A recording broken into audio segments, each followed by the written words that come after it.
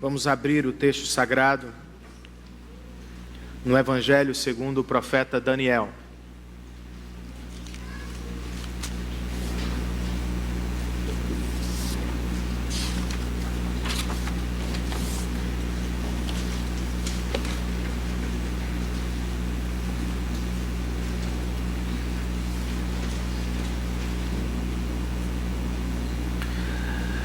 Daniel, capítulo de número 4, é onde estaremos na tarde deste domingo.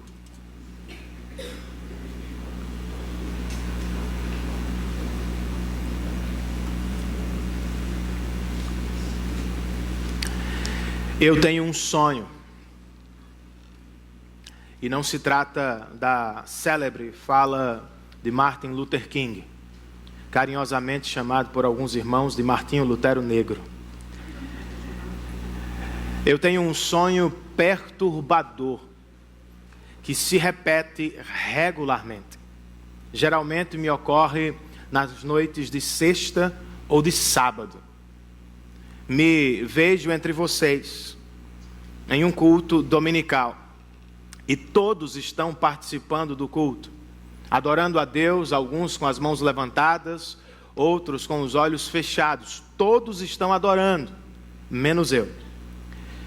Eu me percebo inquieto e logo depois me torno angustiado. Por quê? Porque não consigo encontrar o sermão que preparei. Não sei onde o deixei, não sei por que não o trouxe para o púlpito, só sei que ele não está comigo e eu fico louco, preocupado e desesperado. Ninguém nota, obviamente, todos estão adorando a Deus com os olhos fechados, com as mãos levantadas, mas dentro de mim eu estou vivendo um desespero total. Me pergunto rapidamente o que devo falar, o que vou pregar e agora? Como é que vou me apresentar diante das pessoas sem o que preparei?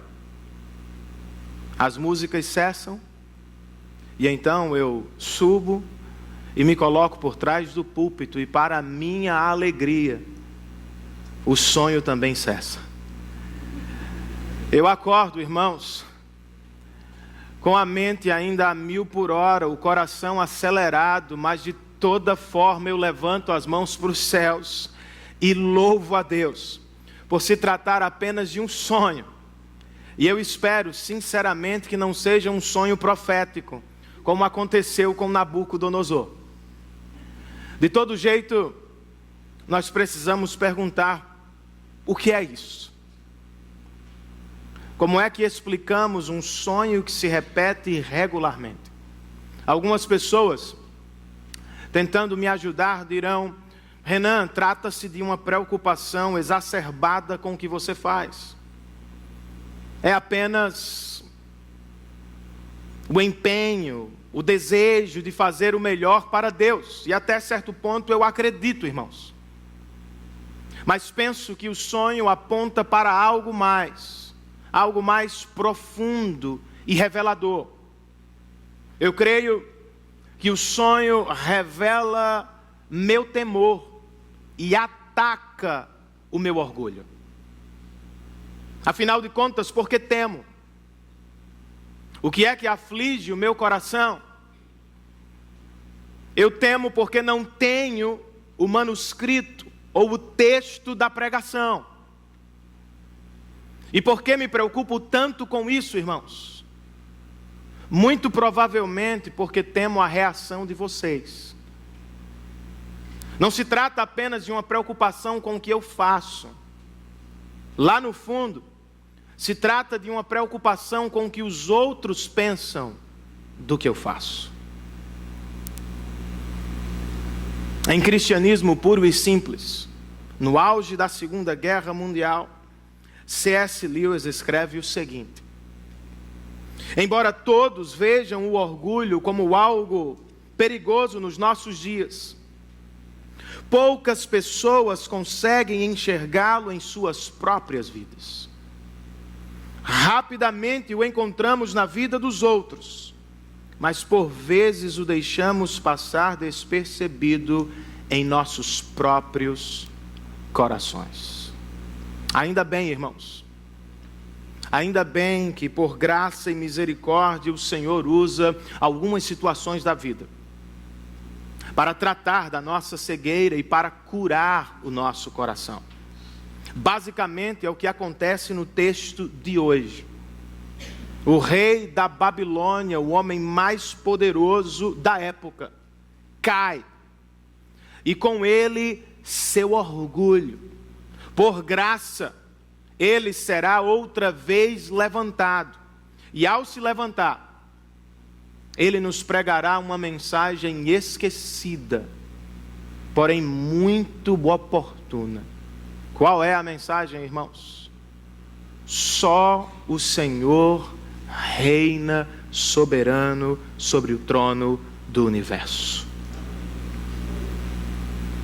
Para começar, eu quero ler apenas os 3 versos que abrem o capítulo. E obviamente que ao longo da mensagem nós voltaremos às partes principais do texto. Basicamente o que estou fazendo domingo após domingo é lendo o texto com vocês, ajudando-os a perceber os movimentos internos do texto, a mensagem central do texto e sugerindo aplicações práticas. E hoje não será diferente. Daniel 4, verso 1, o texto diz assim: o rei Nabucodonosor, aos homens de todas as nações, povos e línguas, que vivem no mundo inteiro, paz e prosperidade. Tenho a satisfação de falar-lhes a respeito dos sinais e das maravilhas que o Altíssimo realizou em meu favor. Como são grandes os seus sinais, como são poderosas as suas maravilhas. O seu reino é um reino eterno. O seu domínio dura de geração em geração. Vamos orar por essa palavra?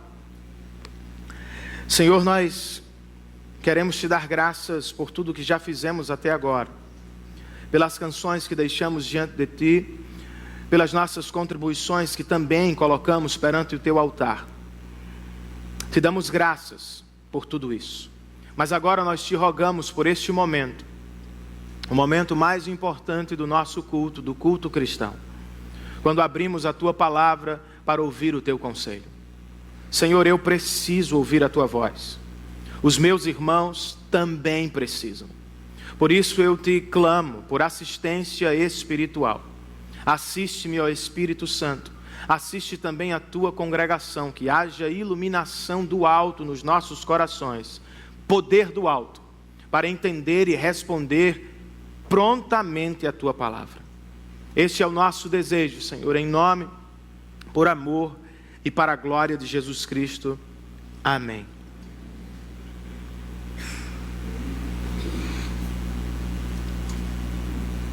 Os 3 primeiros versos do capítulo 4 se parecem muito mais com uma conclusão. E por que teríamos uma conclusão na introdução? Como um salmista, e obviamente com a ajuda do profeta, Nabucodonosor primeiro nos coloca diante do desfecho da história. E só depois nos apresenta os passos que o conduziram até lá. Do que se trata então o capítulo de Nabucodonosor. O capítulo também escrito pelo rei da Babilônia. Qual é sua mensagem central? Os autores bíblicos não tinham todos os recursos que nós temos hoje em dia para escrever. Por exemplo, escrevendo com o computador, se queremos destacar algo, enfatizar algo, simplesmente usamos o itálico ou o negrito. Os autores bíblicos se apropriavam de outras estratégias. Uma delas, em uma narrativa, era apenas a repetição da mesma frase ao longo de todo o texto. É o que acontece aqui. Por 3 vezes, o autor sagrado repete a mesma mensagem em 3 lugares estratégicos do capítulo.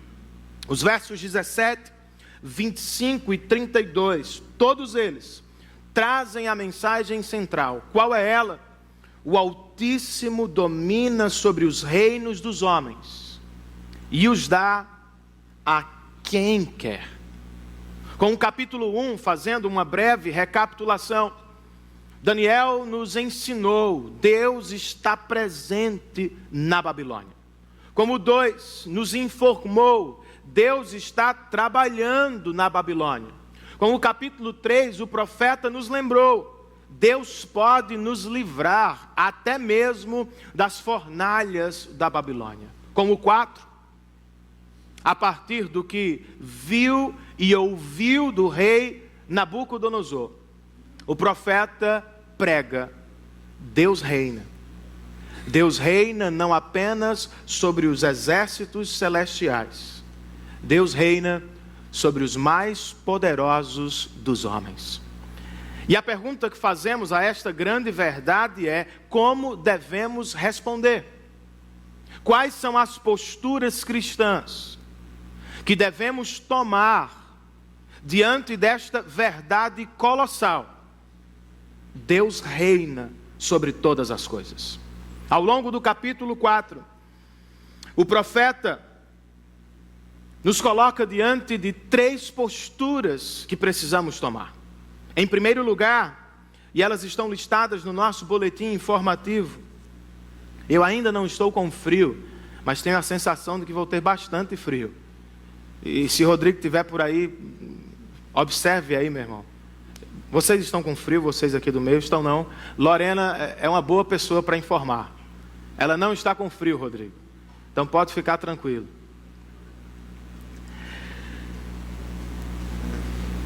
Quais são as posturas, irmãos, que precisamos tomar diante desta verdade? Em primeiro lugar, o profeta nos diz, porque Deus reina, nós devemos confiar. Tudo começa aqui com um tempo de paz e prosperidade. Diz o verso 4, Nabucodonosor estava satisfeito e próspero em casa no meu palácio.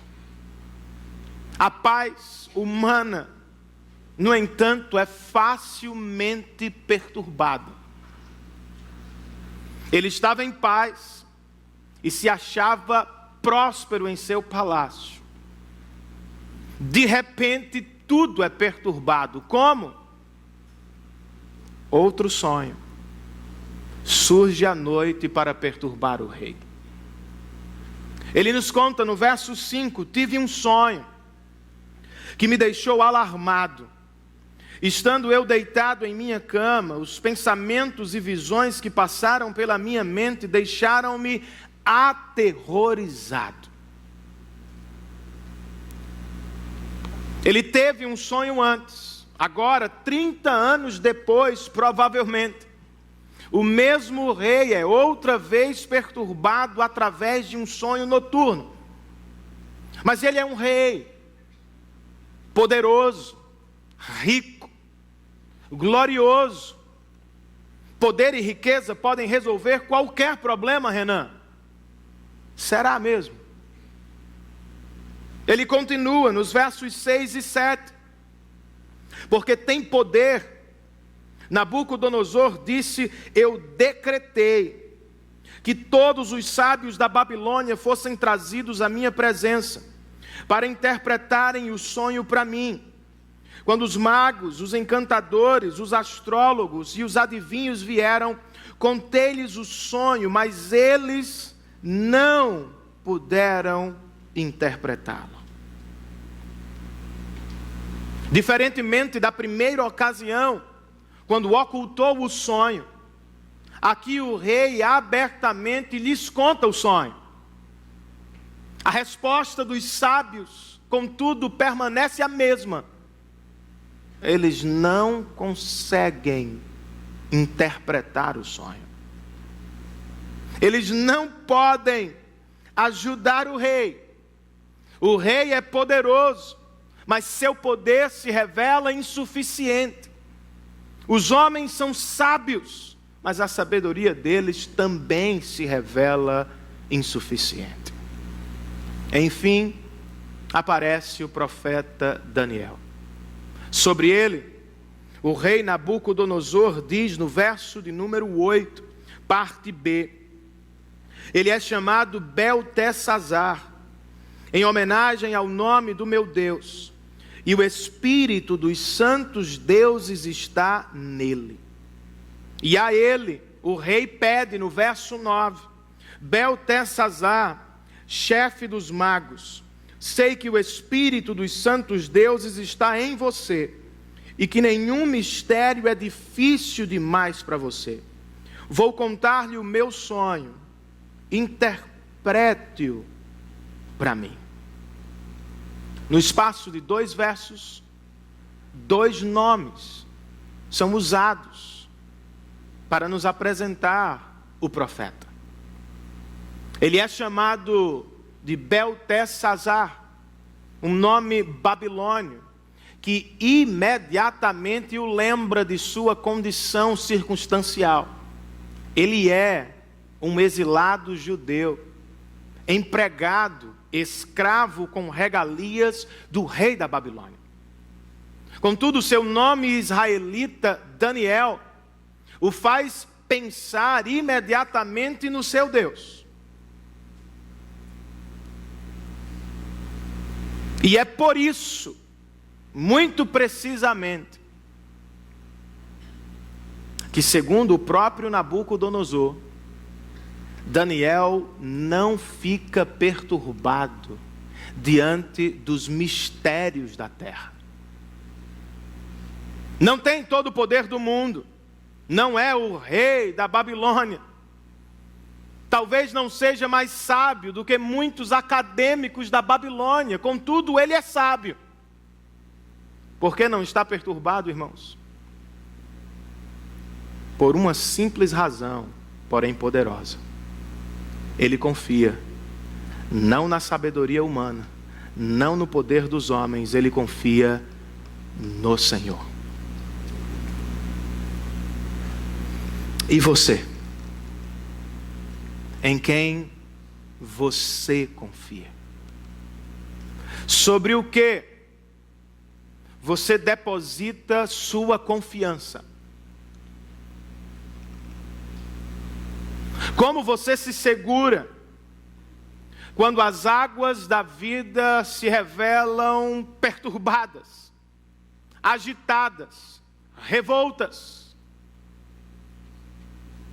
Nabucodonosor está perturbado porque o sonho que teve confronta diretamente sua segurança. No sonho ele se viu como uma árvore alta que toca os céus. Sob seus galhos, homens de todas as nações e animais de todas as espécies se alimentam. De repente, porém, ele escuta de um anjo do Senhor no verso de número 14.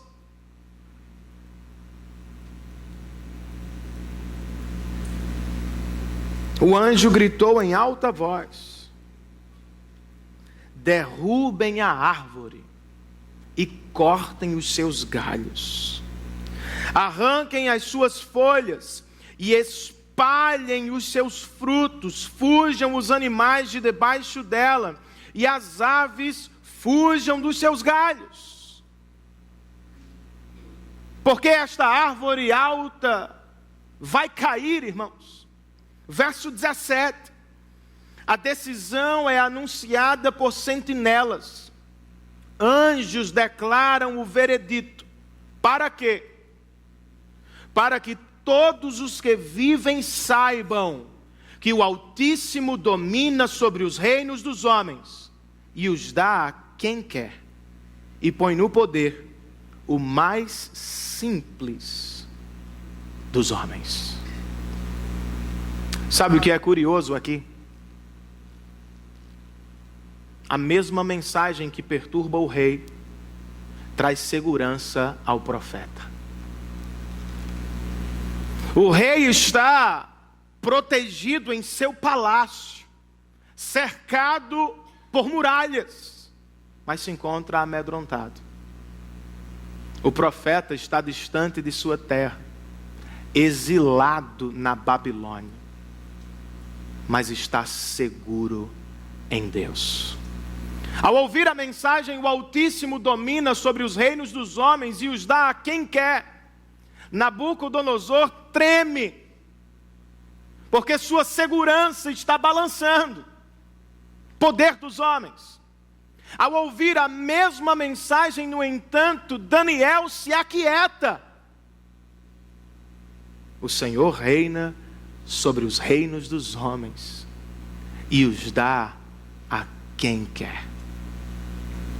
A pergunta é: com quem ou com qual deles você se parece mais? Se a sua segurança é o poder político, o que você vai fazer se não vencer as eleições ou se o seu candidato não vencê-las? Se a sua segurança é o dinheiro, como é que você vai reagir com o declínio da economia? Se a sua segurança é a sabedoria que você adquiriu, o conhecimento que você pensa que tem, o que você vai fazer diante de uma não aprovação?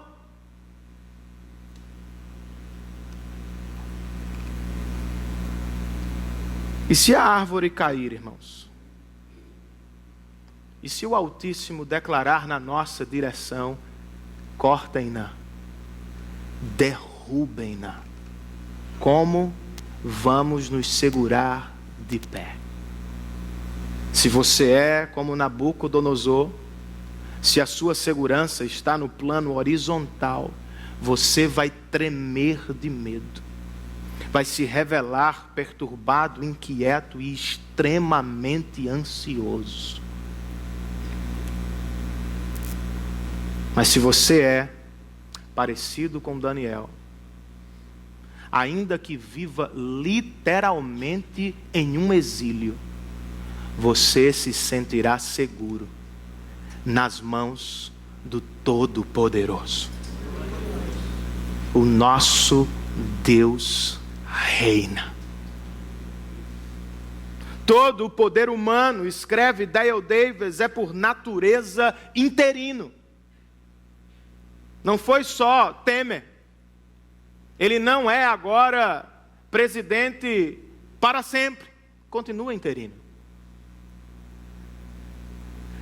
Mas como escreve, ou como disse o próprio Nabucodonosor, o reino do Altíssimo é um reino eterno. E é por isso, irmãos, que respondemos às mesmas situações de maneira diferente. Nós choramos, nós sofremos, nós sentimos, mas não somos vencidos pelo desespero. Nossa confiança não está nesse plano. O nosso Deus reina. Percebam o tempo verbal empregado pelo anjo do Senhor. Ele não disse: o nosso Deus reinará um dia. Ele não disse: o nosso Deus reinou no passado. Não, ele afirma: o nosso Deus reina hoje, aqui e agora. É por isso que Daniel pode ser um exilado na Babilônia e ainda assim se encontrar seguro. É por isso que nós não somos desintegrados diante de uma crise. O nosso Deus reina, não apenas nos céus, mas também na terra. Não apenas sobre os anjos, mas também sobre os homens. Ele reina, não apenas sobre a igreja. Ele reina sobre toda a Babilônia, onde você e eu estamos inseridos. Que esta mensagem traga alívio ao coração mais inquieto entre nós. Serenidade à alma mais perturbada nesta tarde. O nosso Deus reina. Porque Deus reina, nós devemos confiar. Em segundo lugar, segunda postura, porque Deus reina, irmãos, nós devemos nos arrepender diante dele.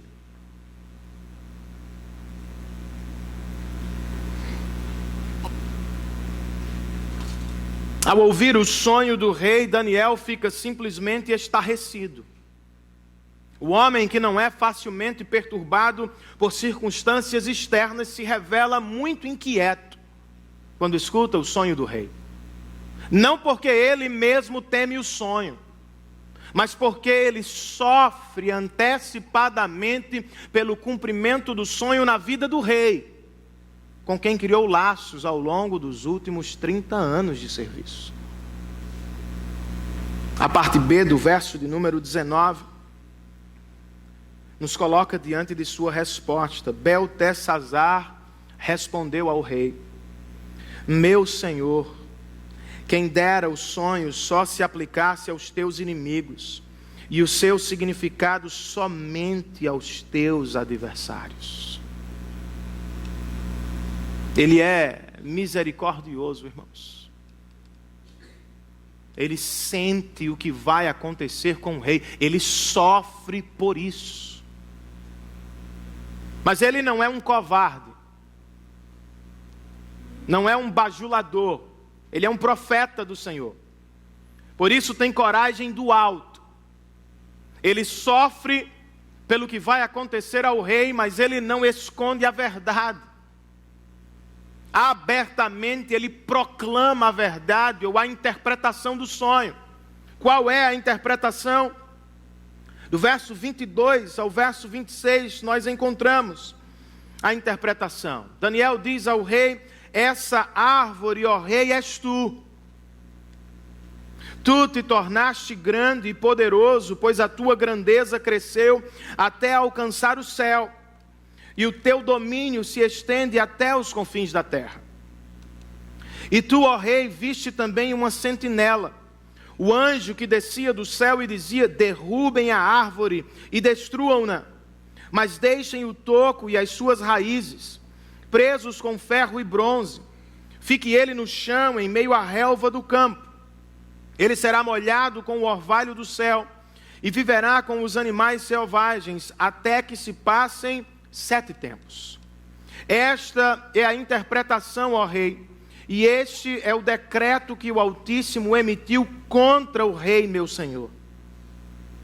Tu serás expulso do meio dos homens, e viverás com os animais selvagens. Comerás capim como os bois, e te molharás com o orvalho do céu.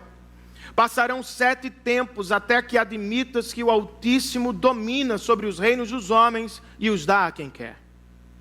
A ordem para deixar o toco da árvore com as raízes significa que o teu reino te será devolvido quando reconheceres que os céus dominam.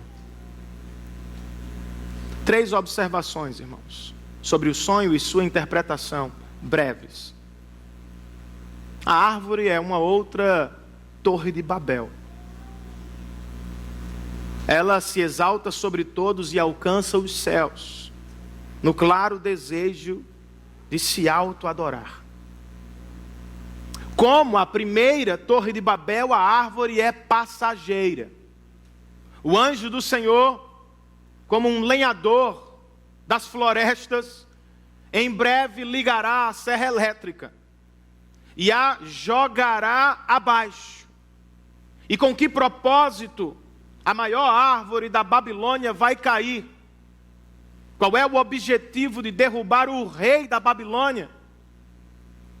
Fazê-lo admitir e fazer outros admitirem que só o Senhor reina sobre os reinos dos homens. Daniel é um homem de misericórdia, por isso ele sofre com o rei.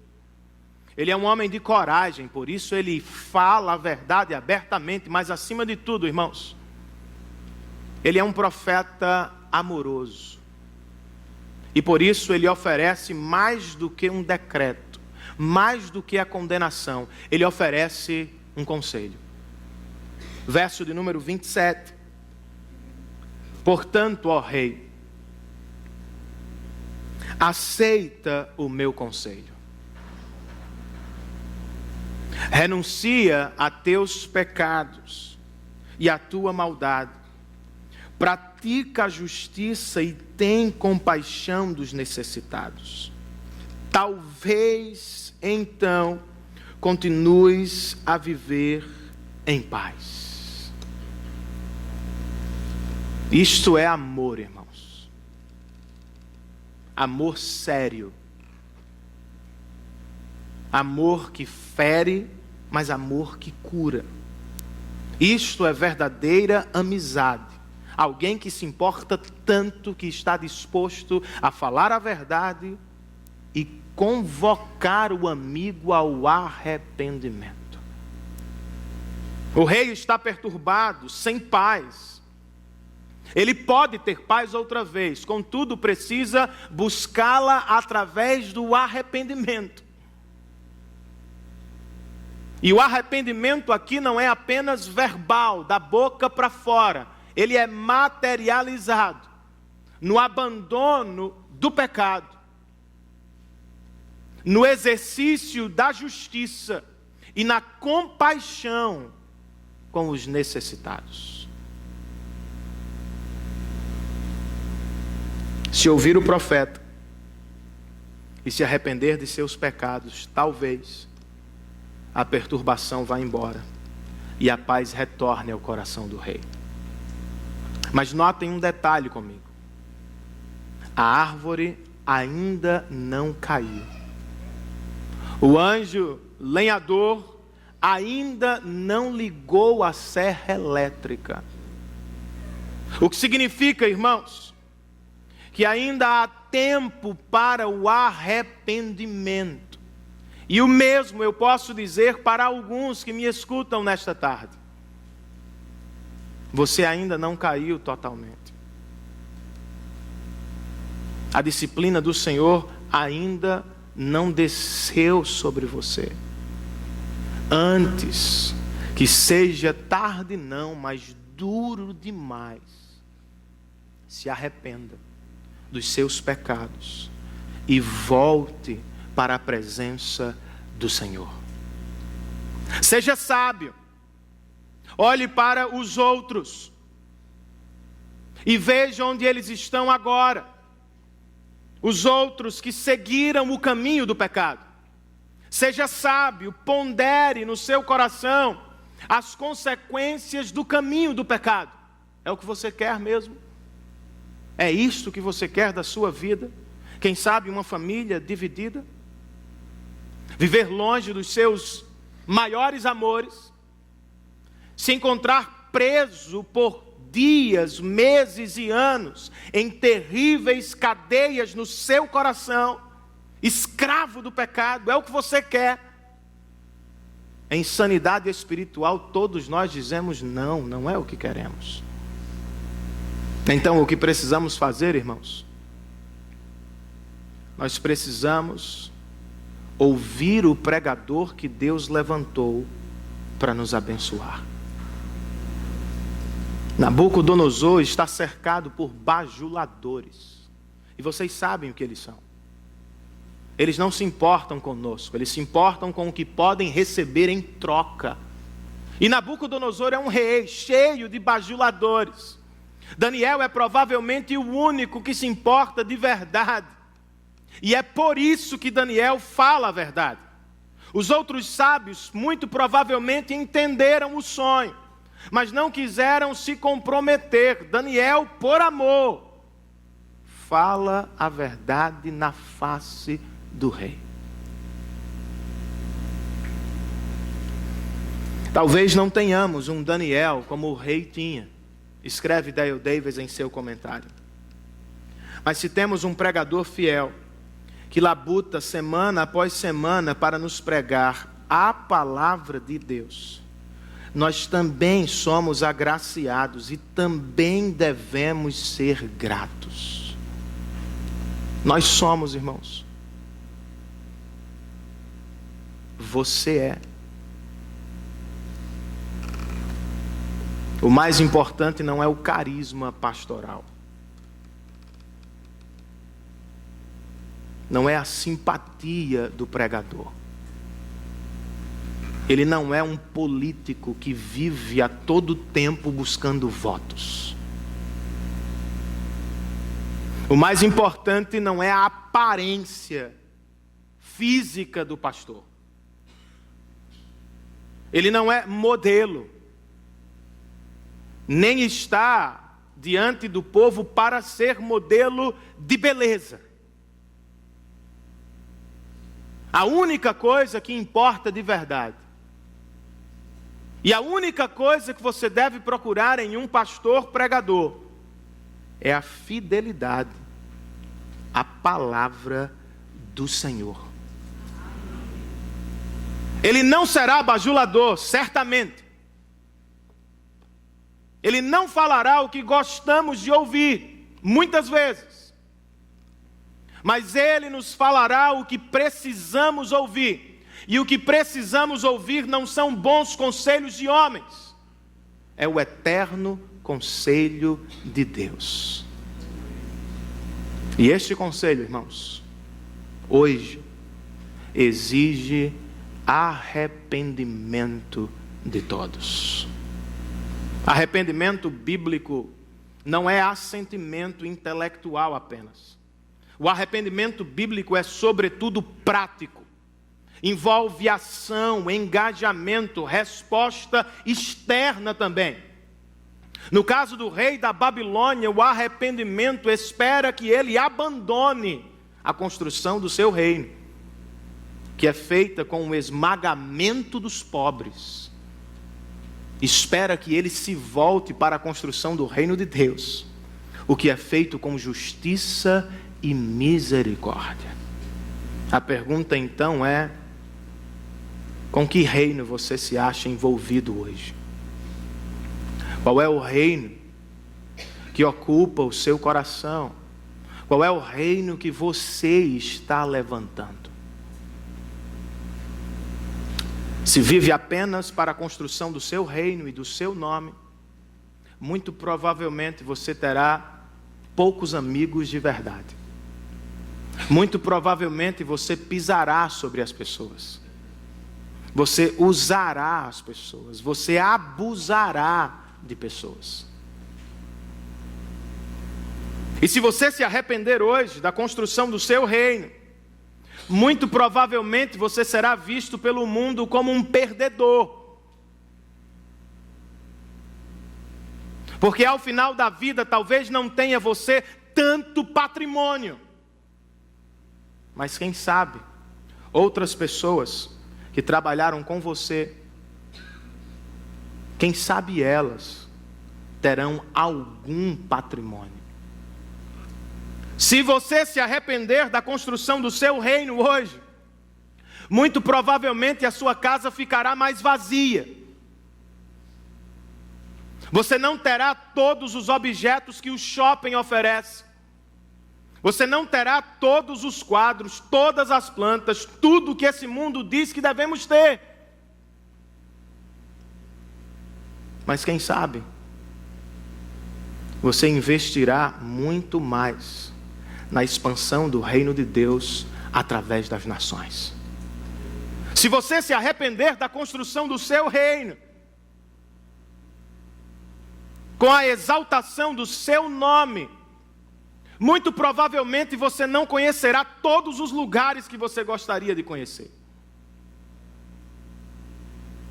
Não haverá tanto espaço na nossa agenda, nem no nosso bolso. Mas quem sabe, irmãos, este arrependimento aponte materialmente na direção de missionários que estão perdidos, em um bom sentido, entre os povos não alcançados, tornando o nome de Cristo conhecido e desejado nos corações. Se arrependa, meu irmão. Se arrependa, meu coração, de construir um reino pessoal. Vivamos para o reino de Deus e para a exaltação do nome de Cristo Jesus. Por fim, irmãos, porque Deus reina, nós devemos confiar. Porque Deus reina, nós devemos nos arrepender.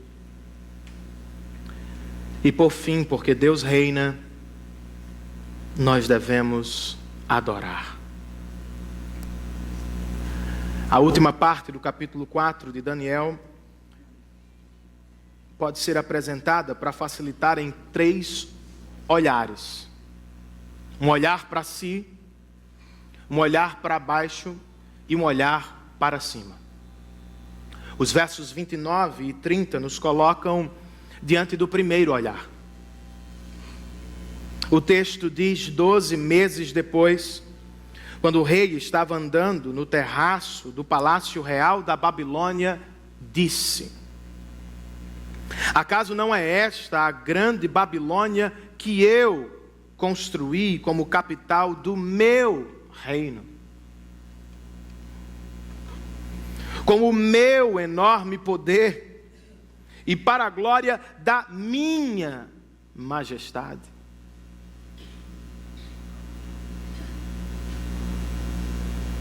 Onde está Nabucodonosor, irmãos?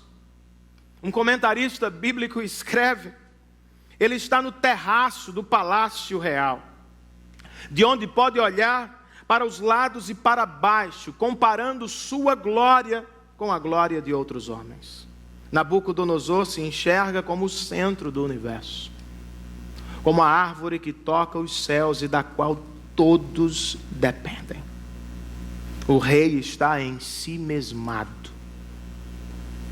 possuído, não como os demônios do inferno, possuído apenas por si mesmo. E isto já é, me perdoem a expressão, um demônio do inferno. Em si mesmado, ele não apenas está possuído de si, ele está presumindo a paciência de Deus. Ou não acredita no decreto do Altíssimo, ou não crê que o Senhor levará a termo imediatamente. Ele brinca com a paciência de Deus. Mas o texto continua no verso 31. As palavras ainda estavam nos seus lábios, quando veio do céu uma voz que disse: é isto que está decretado quanto a você, rei Nabucodonosor. Sua autoridade real lhe foi tirada.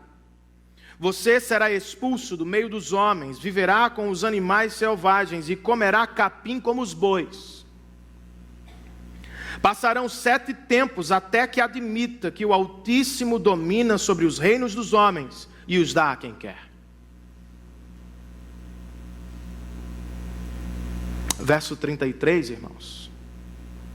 A sentença sobre Nabucodonosor cumpriu-se imediatamente. Ele foi expulso do meio dos homens e passou a comer capim como os bois. Seu corpo molhou-se com o orvalho do céu, até que os seus cabelos e pelos cresceram como as penas da águia, e as suas unhas como as garras das aves. Por 7 tempos, por um período perfeito aos olhos de Deus, é o que a expressão provavelmente significa. O homem mais poderoso do mundo foi obrigado a olhar para baixo, como se fosse ele mesmo um animal irracional.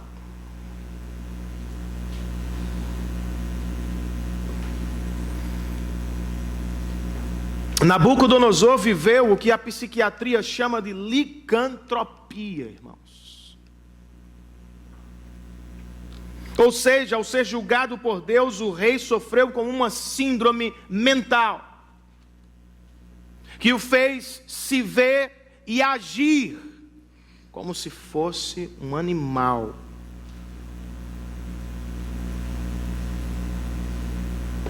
O comentarista bíblico Sinclair Ferguson pinta este quadro de maneira magistral. Ele escreve: trata-se de uma cena trágica e patética.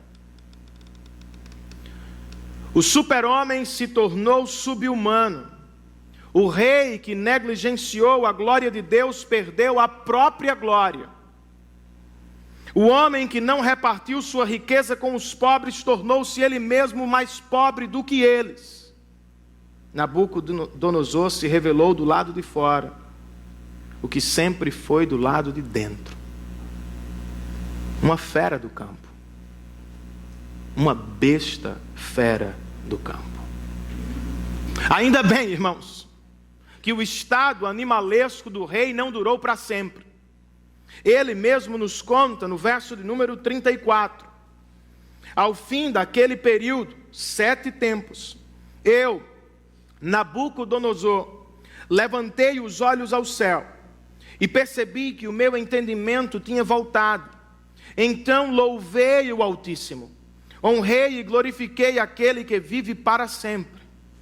O seu domínio é um domínio eterno, o seu reino dura de geração em geração.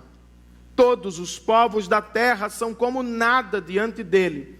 Ele age como lhe agrada com os exércitos dos céus e com os habitantes da terra.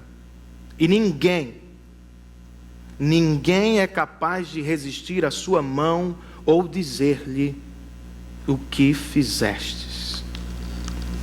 Agora, depois de receber o reino outra vez, o rei Nabucodonosor conclui o capítulo no verso 37. Agora, eu louvo, exalto e glorifico o Rei dos céus, porque tudo o que ele faz é certo, e todos os seus caminhos são justos, e ele tem poder para humilhar aqueles que vivem com arrogância. O homem que começou o capítulo se adorando e se exaltando, termina o mesmo capítulo adorando o Rei dos céus.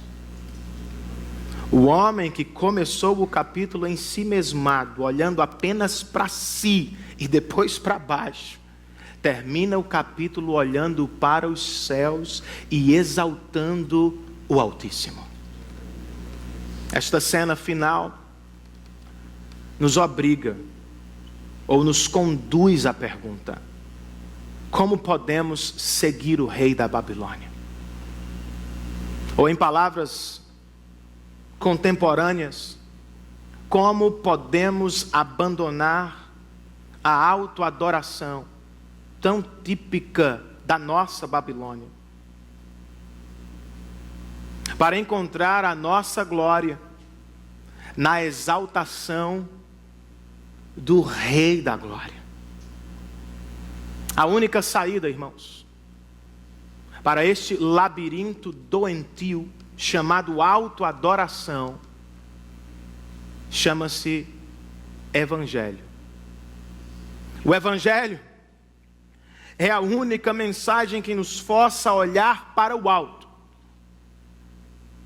O Evangelho é a única mensagem que nos tira do centro, nos fazendo perceber que diante de um Deus santo e justo, todos nós somos iguais.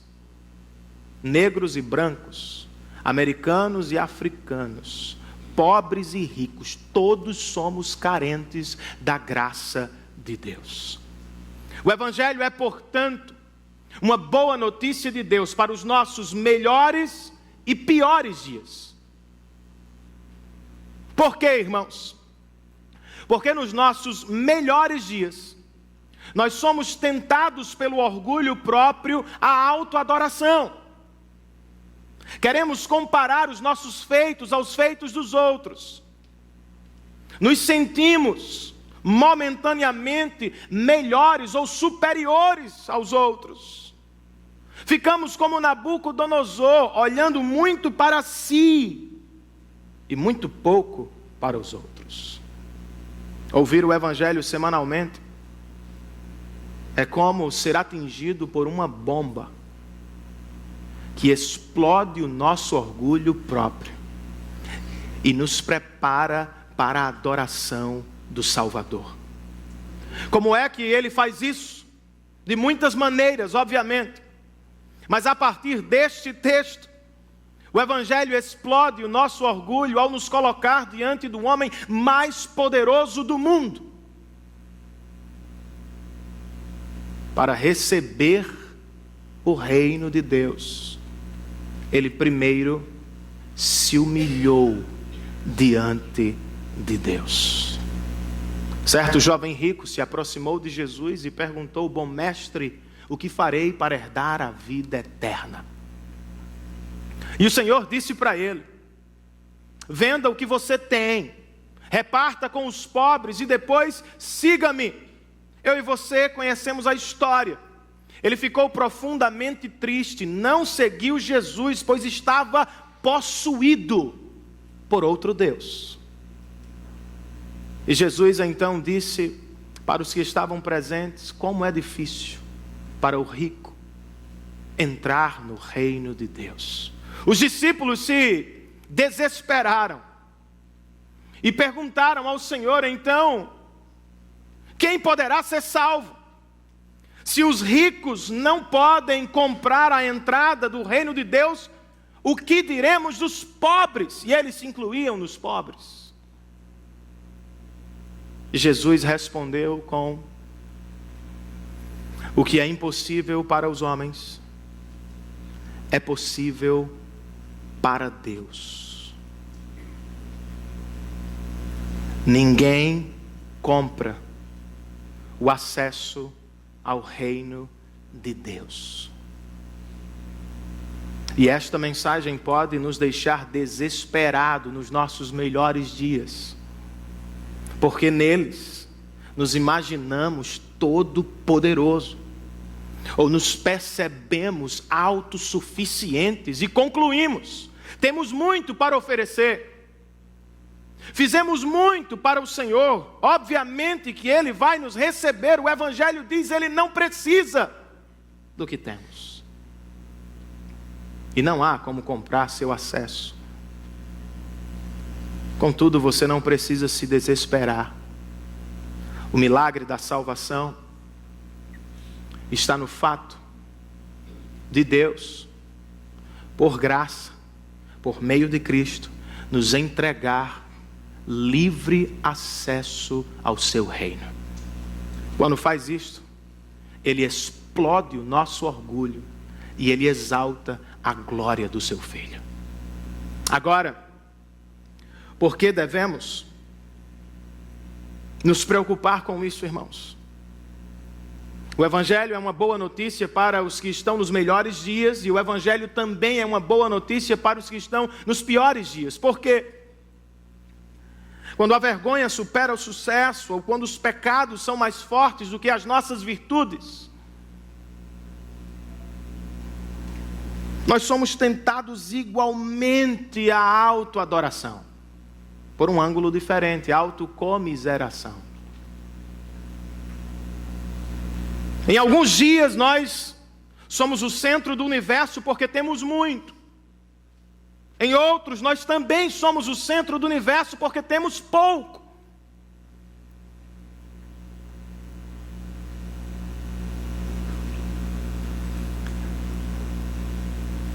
Se sentir o centro do universo porque você acha que é demais, ou se sentir o centro do universo quando você é um salvo porque você acha que é de menos, as duas posturas são pecados. Quando foi que Deus restaurou a sorte deste rei, irmãos? Quando ele se encontrava em um estado subhumano. Quando foi que Deus nos salvou? O apóstolo Paulo escreve a Tito, e com isto nos lembra: mas quando da parte de Deus se manifestaram a bondade e o amor pelos homens, não por causa de atos de justiça por nós praticados, mas devido à sua misericórdia, Ele nos salvou, pelo lavar regenerador e renovador do Espírito Santo, que Ele derramou sobre nós generosamente, por meio de Jesus Cristo, o nosso Salvador. Não somos salvos ou alvos do amor de Deus porque acertamos demais. Tampouco deixamos de ser salvos ou alvos do amor de Deus porque erramos demais. De acordo com o Evangelho, nós somos salvos pelo que Deus fez por nós de maneira generosa em Cristo Jesus. Esta mensagem nos sustenta nos melhores dias, quando o orgulho bate à nossa porta, e esta mensagem nos protege nos piores dias, quando o desespero quer invadir a nossa alma. Agora, por quê? Por que devemos seguir o caminho de Nabucodonosor? Por que devemos hoje abandonar a autoadoração e procurar a adoração do Rei da Glória? Será que é porque Deus tem poder para humilhar e abater os mais soberbos dos homens? Também. Mas em primeira mão não é por isso. O que mais me chama a atenção não é este fato. Deus tem poder para humilhar o orgulhoso. O que mais me intriga aqui, irmãos, é que este mesmo Deus também tem poder para exaltar o humilde ou o mais simples dos homens. Não é o que o anjo diz a Nabucodonosor? O Altíssimo domina sobre os reinos dos homens e os dá a quem quer, e põe no poder o mais simples dos homens. Deus abateu o rei da Babilônia e o levou a um estado subhumano, mas de lá o trouxe de volta e o colocou outra vez no trono da Babilônia. Como é que se dá esta exaltação? Será que é via sofrimento meritório, redentivo? Nabucodonosor voltou ao trono porque sofreu?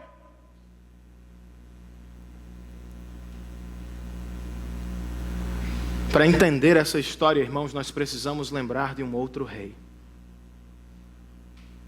Diferentemente de Nabucodonosor, ele poderia ter olhado para toda a criação e indagado: não é este o mundo que criei com o meu poder e para a glória da minha majestade? Contudo, este rei resolveu se humilhar, se permitiu limitar-se, deixou a adoração dos céus e habitou entre nós, vivendo entre homens e mulheres pecadores. Este rei, criador de todas as coisas, se fez homem, servo de todos, e se permitiu morrer pendurado como um criminoso, não tendo cometido ele um pecado sequer. Ele não foi preso à cruz por seu próprio orgulho. Ele foi crucificado por seu orgulho, por meu orgulho. Humilde e livremente, o Rei da Glória se entregou como ovelha ou cordeiro de Deus para a nossa salvação. É por isso que nós devemos adorá-lo, irmãos. Ele sim é a verdadeira árvore, a árvore da vida. Ele sim é o centro do universo, em torno de quem todas as coisas orbitam para a glória do seu nome. Não obstante, o Rei da Glória se humilhou. O Senhor de todas as coisas se fez servo. O Santíssimo Deus se fez homem e morreu pendurado como um criminoso.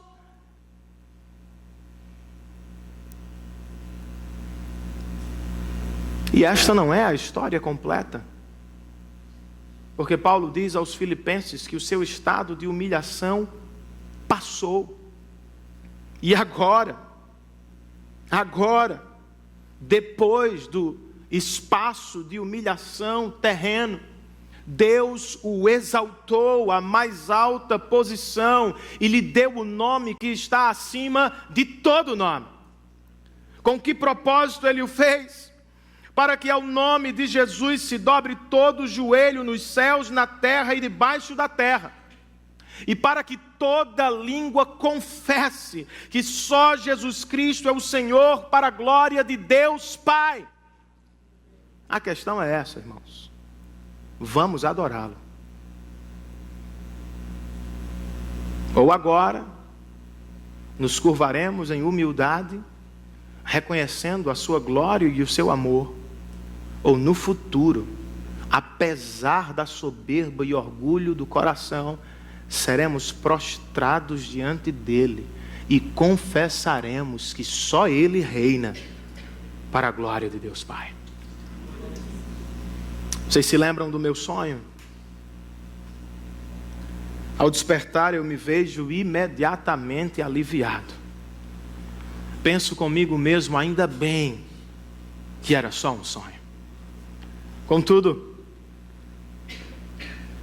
de maneira curiosa, ao pegar no sono outra vez, sabe o que eu faço?